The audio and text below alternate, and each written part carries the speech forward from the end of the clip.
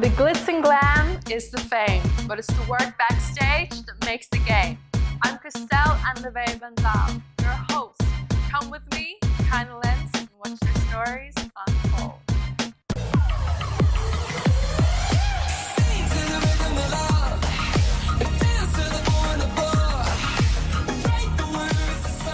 Welcome back to Behind the Lens. Previously, we had a chat with Isaia about his current experiences being a voice for the youth, empowering people to overcome their challenges and to help them realize that self-love and self-confidence is the most important thing that you need to discover so that you can live a very fruitful and juicy life.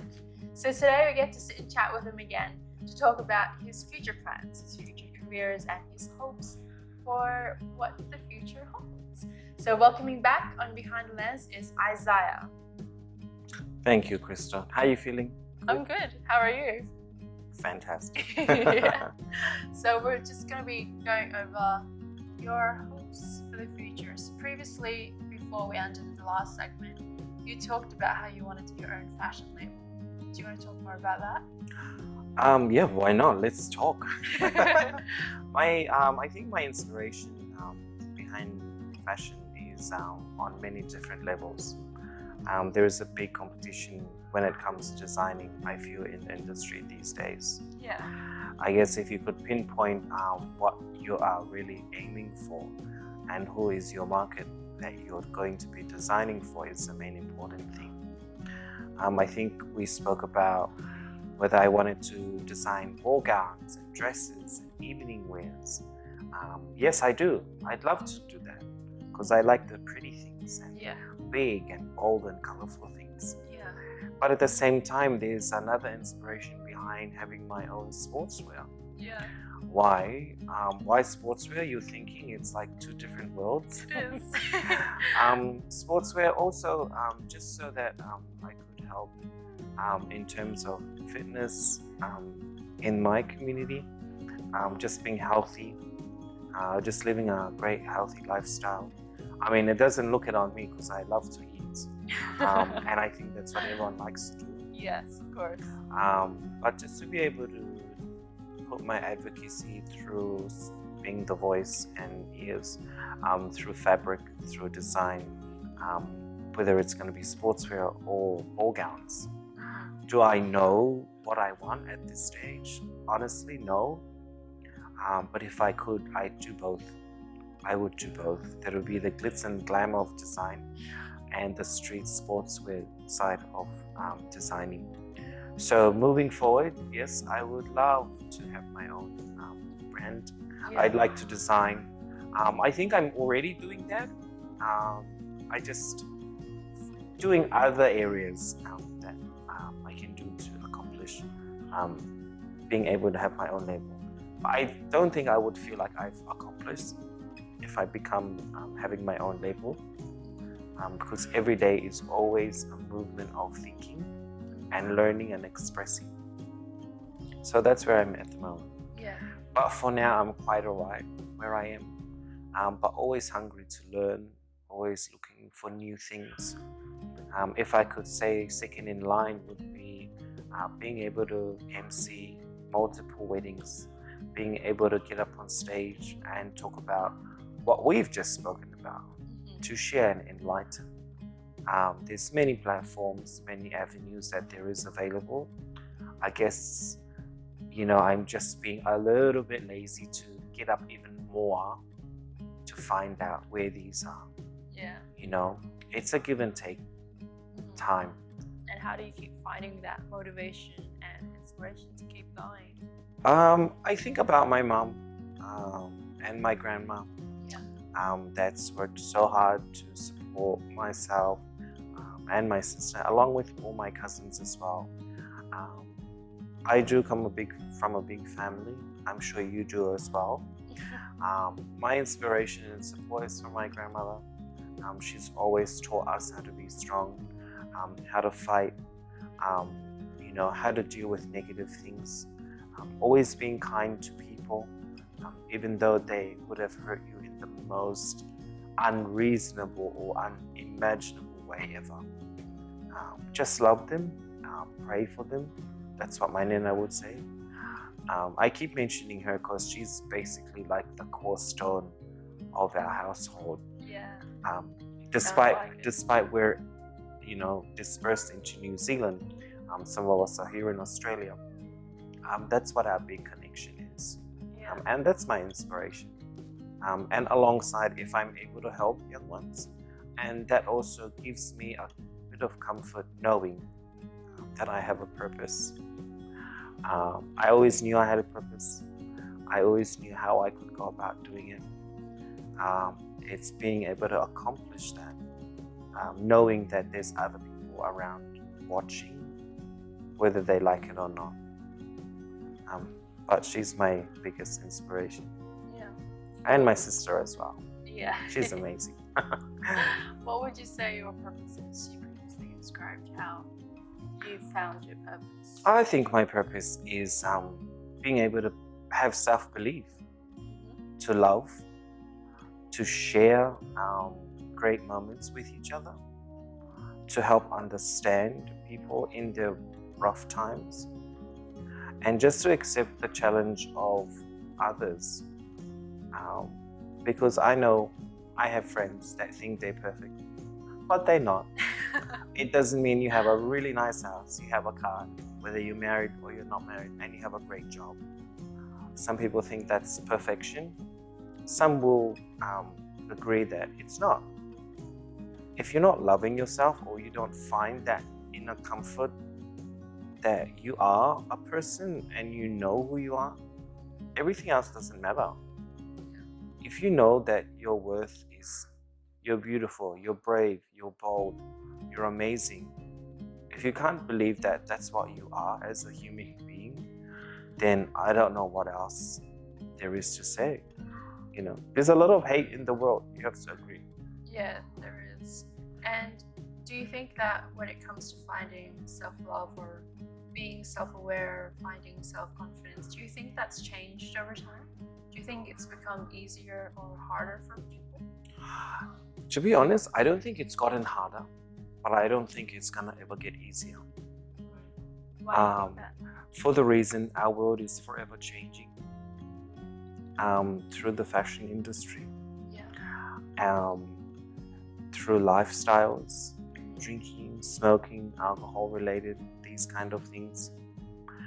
But again, that's up to the individual to understand who they really are and what their thoughts are.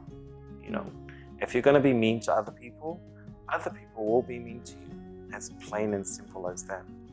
But if you're going to show kindness and love, people will feel that when you walk into a room. Yeah. So, what would your message be to the people who are sitting there thinking, well, how do I find that? How do I find out myself? How do I find that kind of confidence? How do you find that? I actually don't know. It's hard. Yeah. I don't think there's one plain simple answer to that question, to be honest with you. Yeah. Because if I had to give an answer, some may agree or some may not. So it's understanding, what's your purpose? What are you good at? What's your good traits? Who do you value in your family? What attention and energy draws you that you're either being evil or you're being a wonderful person? If you can find those things in yourself, or if you can find that within your family, it always starts from home, right? If you agree, right? Yeah, it does. For example, if I never got taught how to say please and thank you at home, how would I be treated when I'm out in the public eye, right?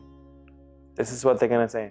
Oh, that's that family's son or daughter. They never get taught at home. This is why they're rude like this.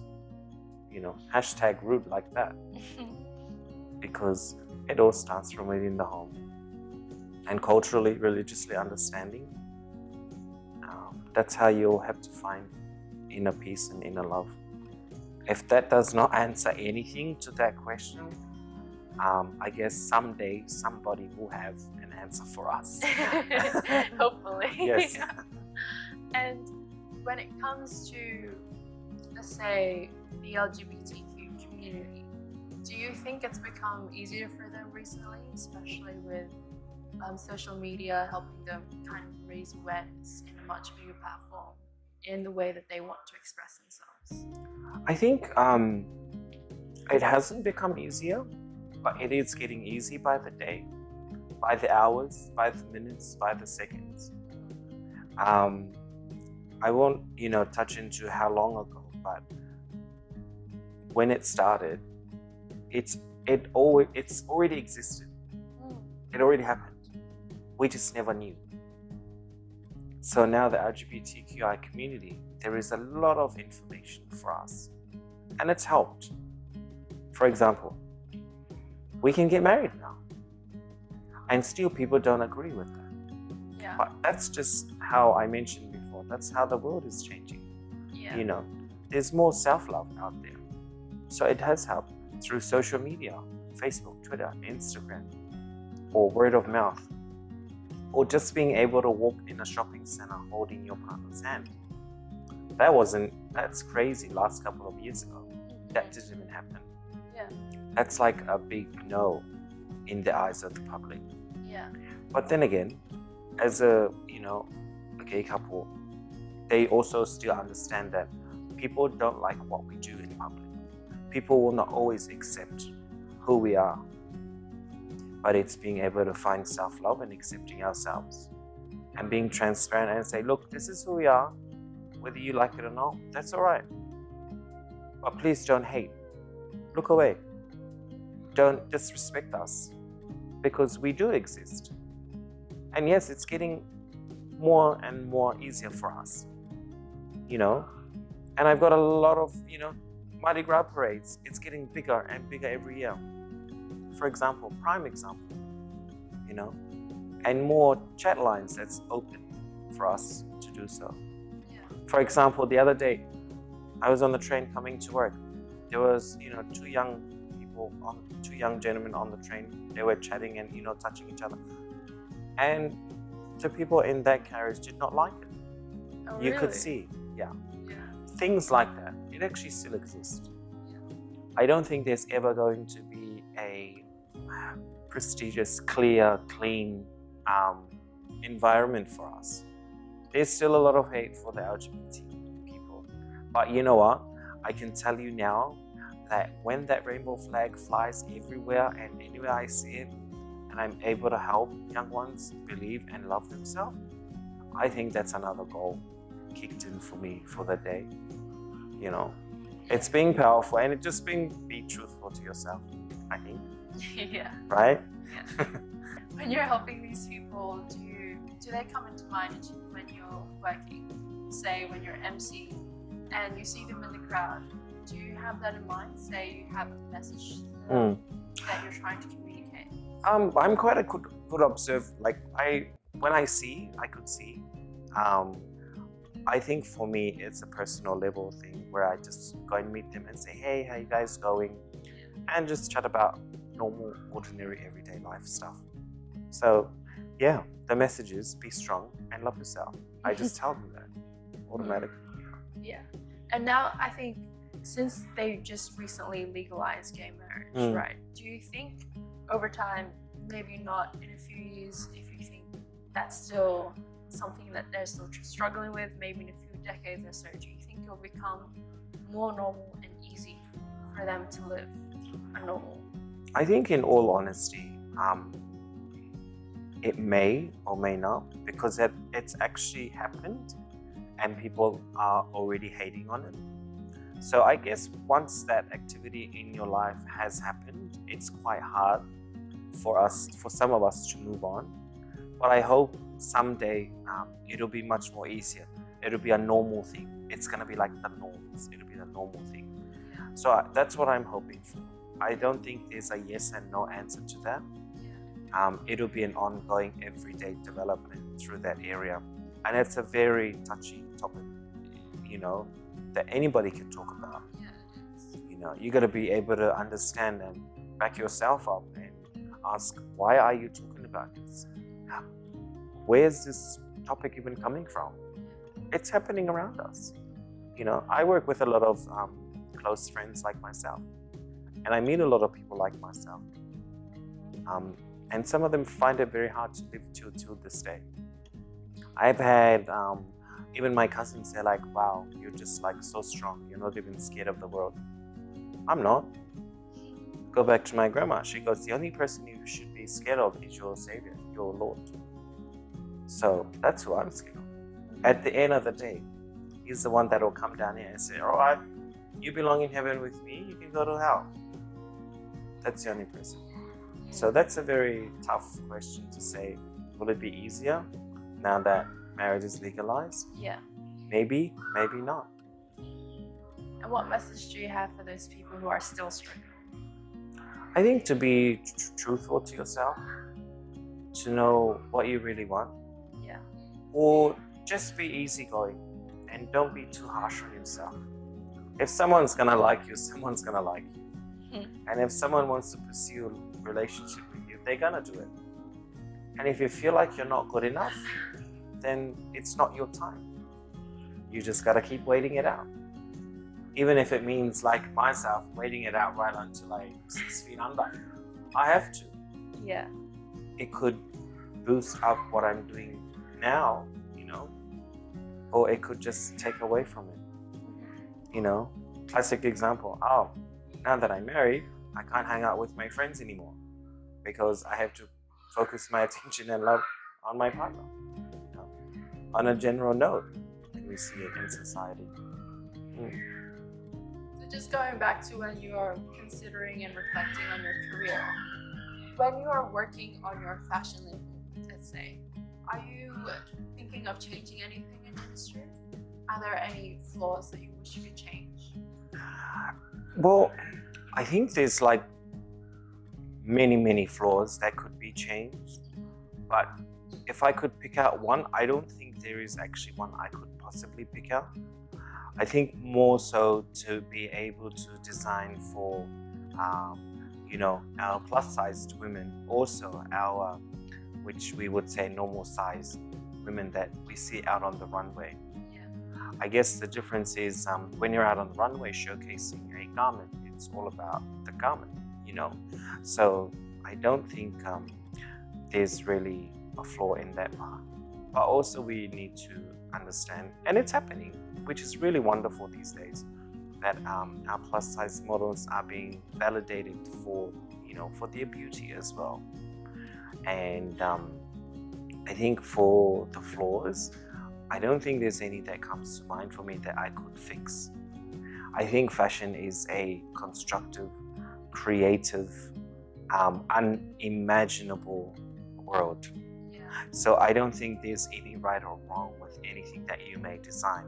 I mean, unless you're wearing a dress that's like 5 times bigger than your size. I think that's a crazy thing that could happen, right? I think these days you can almost turn anything into something. If we were to say, fashion is art. I think fashion is creativity. Fashion is magical. So if I were to sit and design my stuff, I would look at something that any person would like to wear at any event.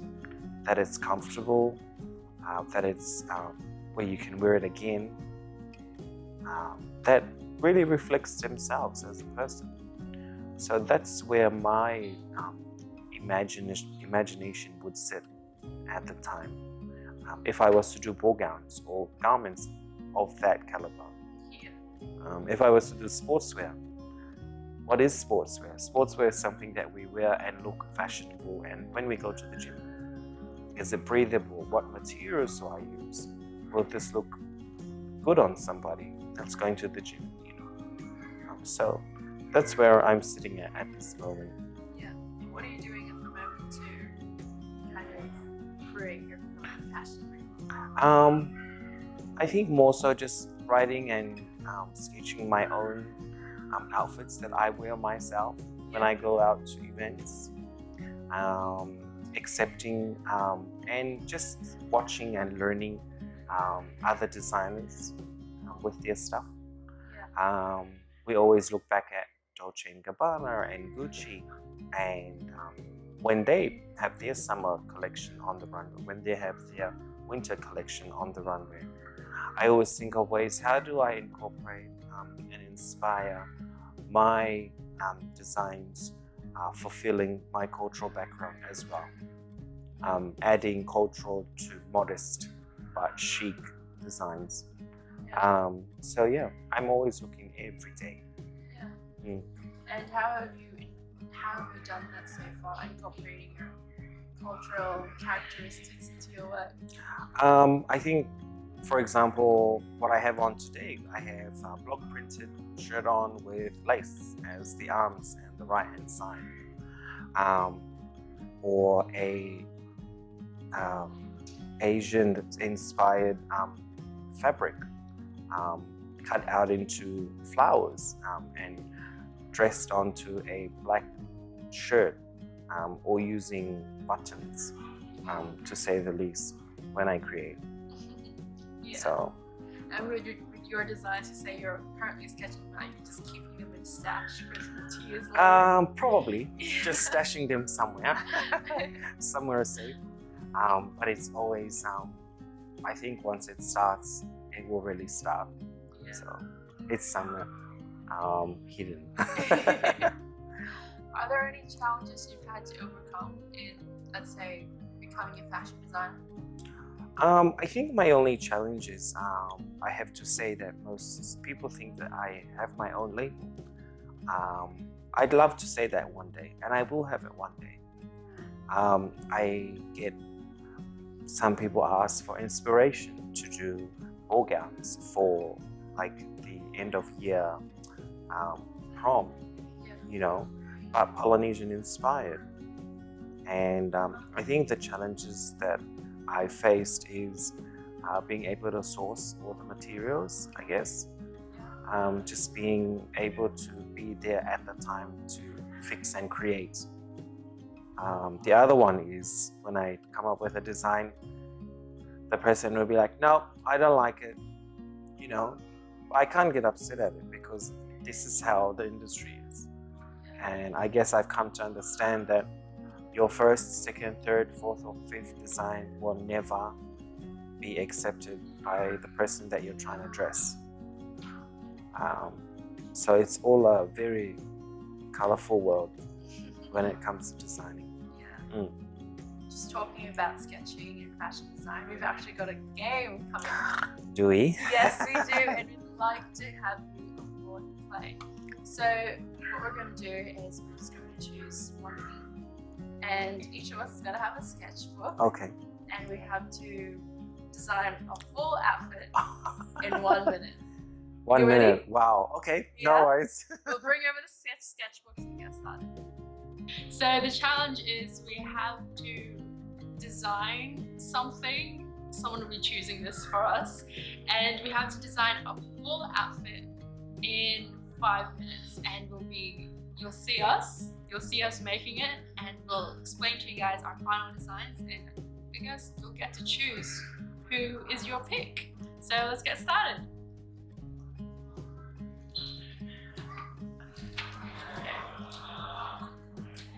So this challenge just says, design a special dress for Princess Kate Middleton that she'll be wearing 10 years from now. Wow. We have to really think fast forward into the future. Yes, we do. Yes. Okay. So here's your sketchbook. Thank you. It's this one. How do you feel? Very nervous, but okay. Yes, we have colors. We like colors. We need colors. Okay.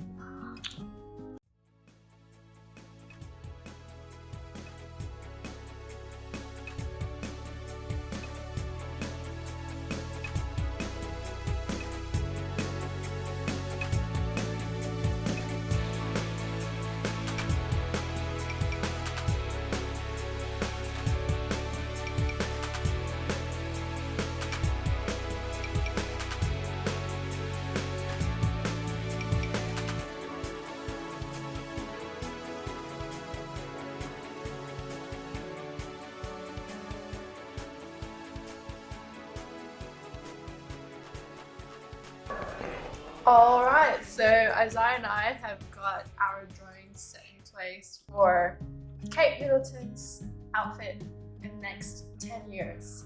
So ready? 3, Okay. 2, 1. Do you want to talk about yours first? Well, yours looks really good. Well, my one is I reckon the inspiration behind it, pink and purple, just to keep it very royal and chic. The big cinched in area here was just, embracing her curves. And just a big round, bold piece to the garment here is just representing how much work she has done or how much work she will need to do. And just putting my twist of Polynesia up here with a big corsage of a flower fabric, 3D type up in the corner here. And yeah, and the arch at the bottom. That's so cool. Yeah. I like how it's just... Mm-hmm. I don't know how to explain it. So I've just left this part here as plain because there's this part where we would need to figure out why it's there. So yeah. So for mine, I came up with a suit. I'm not too sure why. I just thought that's what would happen in this scene. She would start wearing suits. And this part here is kind of like flowy piece of fabric. Okay. Please tell me what terms here. I'm not a fashion designer. And it's kind of got ruffle details at the bottom there too.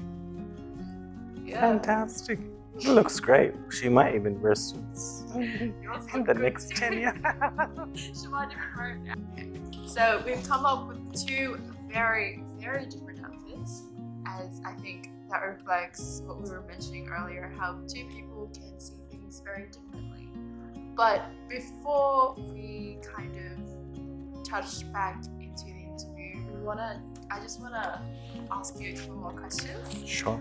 Yeah, I just want to know, what do you think you would say, or let's put it this way, if you could go back in time to your younger self, at what age would you go back to and why? And why? I think to my younger self, when I was 15, I probably would have, I would tell them to just study and learn from the school that is available and the education that's available there. Take your time when it comes to going out to party, like smoking and drinking and having a great time. Understand the fulfillments of life that has to offer. Take one step at a time and not to rush into stuff. But most of all, have a valid sense of love, of who you are, and know that your family will always be your family, whether it's right or wrong, and accept that it will never ever be perfect in any one day. So if I had a chance, if I had to go back then, I would tell my young self that.